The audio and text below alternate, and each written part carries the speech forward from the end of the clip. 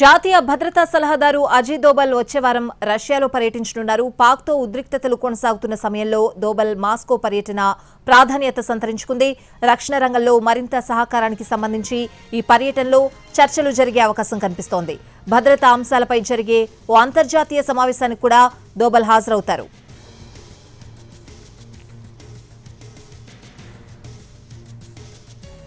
S-400 air defence వ్యవస్థపై దోవల్ పర్యటనలో ప్రధానంగా చర్చించే అవకాశం ఉంది. ఇటీవల పాక్ జరిపిన డ్రోన్ దాడుల్ని రష్యా తయారీ S-400 వ్యవస్థ సమర్థవంతంగా అడ్డుకుంది. వందల డ్రోన్లను కూల్చింది. రష్యా నుంచి మనకు ఇంకా 2 S-400లు రావాల్సింది. దీంతో పాటు కొత్తగా మరికొన్నింటికి కూడా ఆర్డర్ ఇస్తారని తెలుస్తోంది. ప్రస్తుతం కనిమోళి నేతృత్వంలో భారత ఎంపీలు రష్యాలో పర్యటిస్తున్నారు. పాక్ కుట్రలకు సంబంధించిన వివరాలను అందించనున్నారు. వీరి పర్యటన తర్వాత దోవల్ రష్యాకు చేరుకుంటారు. రష్యా అందించిన మరిన్ని ఆయుధ వ్యవస్థలు కూడా పాక్తో యుద్ధం సమయంలో మనకు ఉపయోగపడ్డాయి. 2018లో భారత్ 35,000 కోట్లు వెచ్చించి S-400 గగనతల రక్షణ వ్యవస్థను సమకూర్చింది. ఇప్పటికే 3 సిస్టమ్స్ మనకందాయి. మరో 2 త్వరలో రావాల్సింది.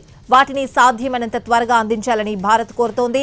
రష్యా ఉక్రెయిన్ యుద్ధంతో వీటి అప్పగింత ఆలస్యమవుతుందన్న అనుమానాలున్నాయి. వచ్చే ఏడాది ఆగస్టు నాటికి అందిస్తామని రష్యా అంటోంది. అయితే ప్రస్తుత పరిస్థితుల్లో వాటిని ముందే అందించాలని రష్యాను కోరనుంది భారత్. 400 కిలోమీటర్ల దూరంలోనే ఇవి టార్గెట్లను గుర్తించి దాడి చేస్తాయి.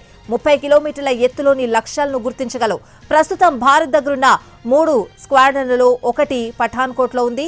ఇది జమ్మూ శ్రీనగర్ ప్రాంతాన్ని రక్షిస్తుంది.